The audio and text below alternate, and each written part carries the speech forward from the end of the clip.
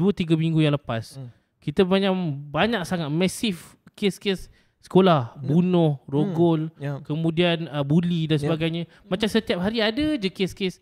Sampai ada dekat, kalau kita buka threads ataupun social media, semua cerita tentang pendidikan, sekolah, kes-kes sekolah.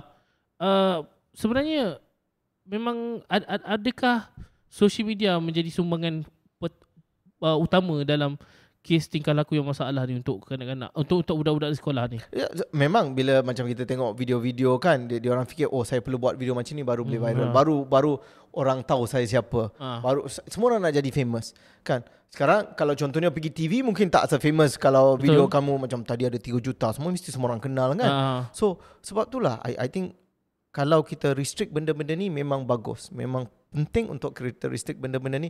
Budak-budak perlu tahu, hey look, pelajaran ni penting, sifat-sifat empathy, kemanusiaan ini semua penting. Social media ni nanti, ini cuma untuk leisure saja. Untuk kalau okeylah kalau dia cakap saya tengok National Geography, saya dengar kepada apa cerita podcast, itu okeylah. Jangan benda-benda yang bodoh-bodoh kan.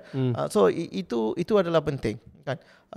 Sebab itulah saya cakap isu-isu bully ni semua memang setiap hari meningkat. Tapi memang bagus kalau tidak ada social media, kita pun tak tahu kes-kes macam ni. So memang bagus. Macam contohnya kalau kita tidak ada social media, video-video macam kes bully tu, macam kes Zara tu pun kita tak tahu.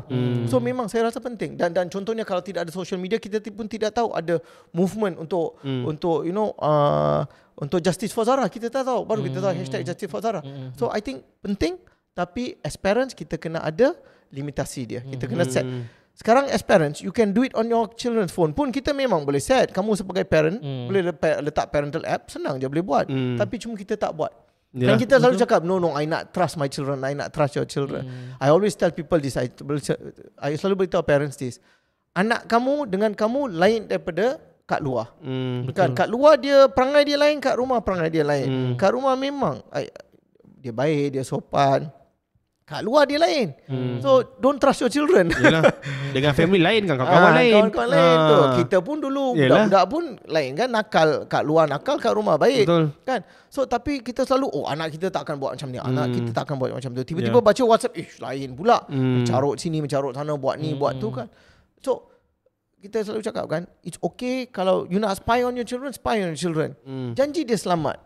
Kan, I tak kisahlah you nak trust your children ke apa, tapi spy on your children, it's okay. Kerana bila dia baik, okay, macam contoh kes-kes macam ni kan, baik kita boleh ambil tindakan awal daripada anak kita mati.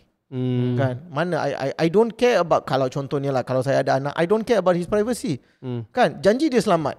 Kan, privacy tu semua lain cerita. After you 18 years old, you do whatever you want. So bila saya ada anak, nanti saya mesti cakap kan, no such thing as privacy in my house. Kan, I will know everything and anything. My job, your job as a parent, kamu sebagai ibu bapa, there's only one job that you have to do. Pastikan anak kamu selamat. Your job as a parent, keep your child safe. Nothing else. You don't need to be friends with your children. You not can. But the responsibility of a parent must come more than the responsibility of a friend. Itu penting.